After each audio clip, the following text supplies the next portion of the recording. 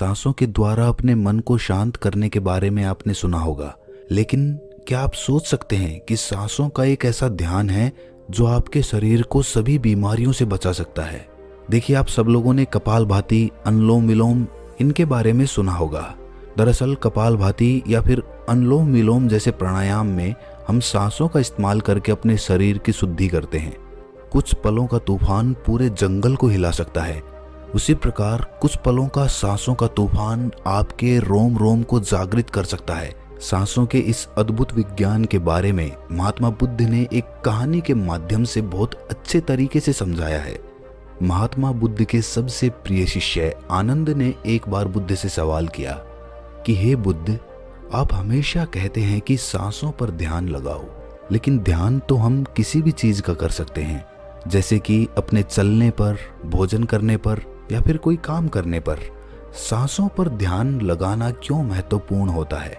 महात्मा बुद्ध ने इसका जवाब देते हुए बताया कि सांसें हमारे जीवन का आधार होती हैं, उन्हीं से हमें जीवन मिलता है और उन्हीं के छूट जाने से जीवन खत्म हो जाता है। आनंद, अगर जीवन को समझना है तो हमें अपने मन को समझना होगा, और सांसें हमारे मन और हमारे शरीर के बीच एक पुल का काम करती हैं।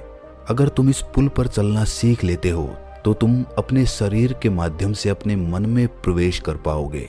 तथागत ने आगे कहा कि तुम ध्यान किसी भी चीज का लगा सकते हो, किसी भी वस्तु का लगा सकते हो, लेकिन सांसें हमारे साथ तीनों पहर रहती हैं, और जब हम सोते हैं तब भी हमारी सांसें ही चल रही होती हैं।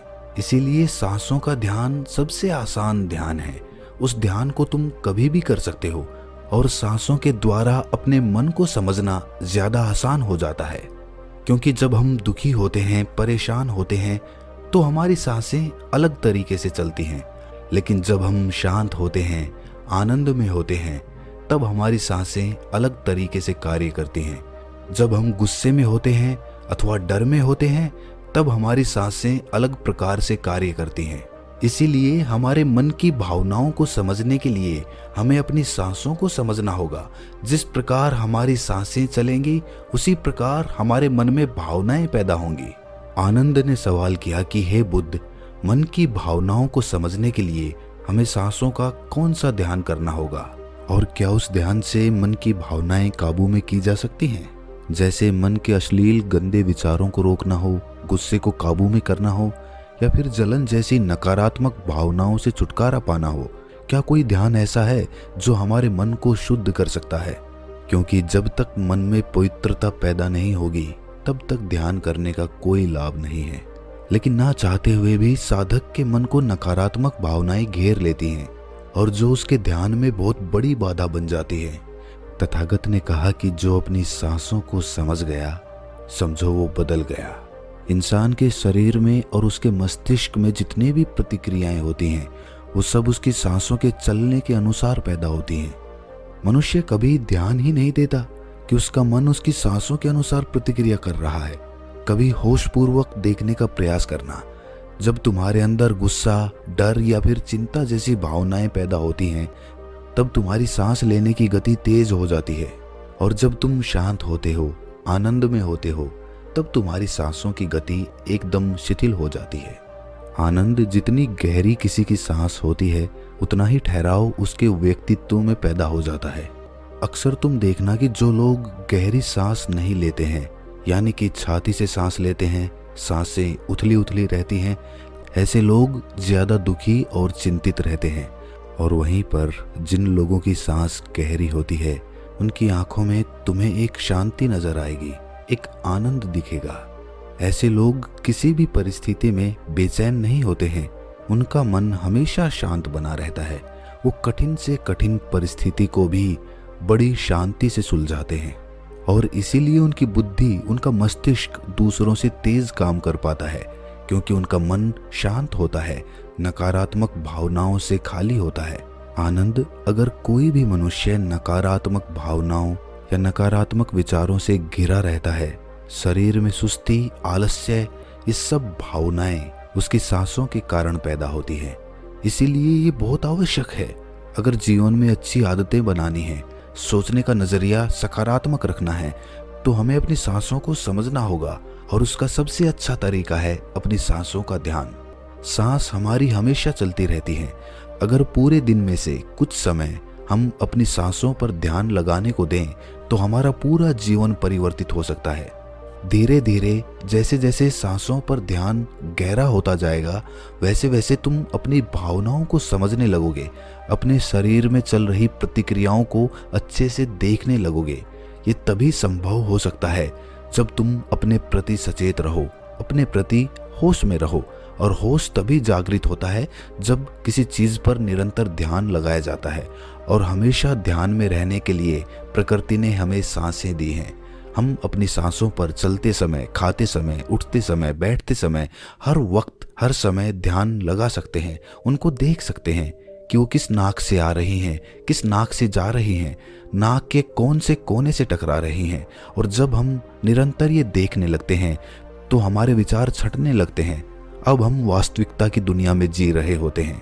अब शरीर की छोटी से छोटी संवेदना, हर एक भावना का हमारे शरीर, हमारी ऊर्जा और हमारे मस्तिष्क पर क्या असर पड़ता है, अब तुम समझ पाओगे कि हमारे विचारों के कारण हमारी भावनाएं पैदा होती हैं। जैसे हमारे विचार होंगे वैसी ही भावनाएं हमारे अंदर पैदा होती रहेंगी। एक सोते हुए बच्चे के पेट को देखना आनंद। जब भी वो सोता है तो उसके पेट से सांसें चल रही होती हैं, इसीलिए उसका मन बड़ा संवेदनशील होता है। जीवन में किसी भी कार्य में सफलता प्राप्त करने के लिए कुछ सकारात्मक भावनाओं का होना, या फिर कहें कि अच्छे गुणों का होना बहुत आवश्यक होता है। अच्छे गुण जैसे कि स्वभाव में धैर्य होना, गुस्सा ना होना, कठिन परिस्थितियों में हार ना मानना, चुनौतियों का डटकर मुकाबला करना, ये सारी भावनाएं या फिर कहें कि गुण एक इंसान में होने बहुत आवश्यक हैं अगर उसे बड़ी सफलता हासिल करनी है। और ये सभी गुण हमारे स्वभाव में हमारी सांसों के द्वारा पैदा किए जा सकते हैं। इनका विज्ञान होता है, लेकिन अज्ञानतावश मनुष्य हमेशा अपने को बाहर से बदलना चाहता है, लेकिन अपने अंतर मन पर कभी ध्यान नहीं देना चाहता, जहाँ से सारा ब्रह्मांड संचालित हो रहा है, जहाँ से आपकी सारी इच्छा पूरी हो सकती है। आनंद ने सवाल किया कि हे बुद्ध, आपने ये तो बताया कि हमारी भावनाएं हमारी सांसों से संचालित होती हैं, लेकिन क्या हमारी सांसें हमारे शरीर को भी स्वस्थ रख सकती हैं? और अगर हाँ, तो उसके लिए क्या तरीका है, कौन सा तरीका है, या फिर कौन सा ध्यान है? तथागत ने इसका जवाब देते हुए बताया कि हमारे शरीर के लिए सबसे ज्यादा आवश्यक हमारे रक्त का ठीक तरीके से चलना है। अगर शरीर में रक्त अच्छे तरीके से चलेगा तो हमारे शरीर में कोई बीमारी पैदा नहीं होगी। लेकिन अगर हमारा रक्त दूषित है, उसमें कुछ गंदगी है, तो वो शरीर के दूसरे अंगों को भी बीमार कर देगा। इसीलिए ये सबसे ज्यादा आवश्यक है कि आपका रक्त एकदम साफ हो। और रक्त के साफ होने के लिए सबसे ज्यादा जरूरी सांसें होती हैं। गहरी सांस हमारे रक्त को साफ रखती है। जिस प्रकार हमारे शरीर की खुराक भोजन होती है, उसी प्रकार हमारे रक्त की खुराक सांसें होती हैं। इसीलिए तुम जितनी गहरी सांस लेते हो, तुम पाते हो कि तुम्हारा मस्तिष्क उतना ही शांत, उतना ही शीतल होता जा रहा है, क्योंकि मस्तिष्क में रक्त का प्रवाह बहुत अच्छे से पहुंच रहा है। और इसीलिए मस्तिष्क में दुख, संताप या उदासी जैसे लक्षण कभी पैदा नहीं होते। सुबह सुबह अपनी सांसों के साथ किया गया ध्यान या फिर प्राणायाम हमारे पूरे जीवन को स्वस्थ बना सकता है, सारी बीमारियों को दूर कर सकता है। जो लोग रोज सुबह उठकर ठीक तरह से प्राणायाम करते हैं, उनका पूरा दिन आनंद से भरा हुआ रहता है। कोई दुख, कोई चिंता उनके दिमाग में घर नहीं कर सकती है। याद रहे कि सुबह का किया हुआ ध्यान या फिर प्राणायाम सबसे ज्यादा लाभकारी होता है। वैसे तो ध्यान तुम किसी भी समय कर सकते हो, क्योंकि ये हर समय लाभ पहुंचाता है, लेकिन जब बात प्राणायाम की आती है तो प्राणायाम सुबह सुबह करने चाहिए जब पेट खाली होता है। ब्रह्म मुहूर्त में किया गया ध्यान आपको ध्यान की गहराइयों तक लेकर जा सकता है। कुछ ही समय में उसके अच्छे परिणाम देखने को मिलते हैं। ब्रह्म मुहूर्त वो समय होता है जब पूरी प्रकृति जागृत होती है। पक्षी अपने घोंसले छोड़कर भोजन की तलाश में निकल पड़ते हैं। ग्वाले गायों का दूध निकालते हैं। मंदिरों के द्वार खुल जाते हैं। ऐसा प्रतीत होता है जैसे कि पूरी प्रकृति का ये सृजन का समय होता है। आनंद, अगर तुम होश में रहकर सुबह के समय की सुंदरता देख पाए तो तुम ध्यान की गहराइयों को समझ पाओगे, समाधि की अवस्था तक जा पाओगे। आपका पूरा जीवन अपने आप परिवर्तित हो जाएगा। बुरी आदत या बुरे विचार छोड़ने के लिए कोई मेहनत नहीं करनी पड़ेगी, अपने साथ कोई जबरदस्ती नहीं करनी पड़ेगी। बुरे विचार, बेफिजूल की भावनाएं अपने आप मन से गायब होती चली जाएंगी। जब तक तुम उन्हें बाहर से बदलने का प्रयास करते रहोगे तब तक सफलता कभी तुम्हारे हाथ नहीं लगेगी। लेकिन अगर अपनी सांसों का सहारा लोगे तो पहले दिन से ही परिवर्तन आने शुरू हो जाएंगे।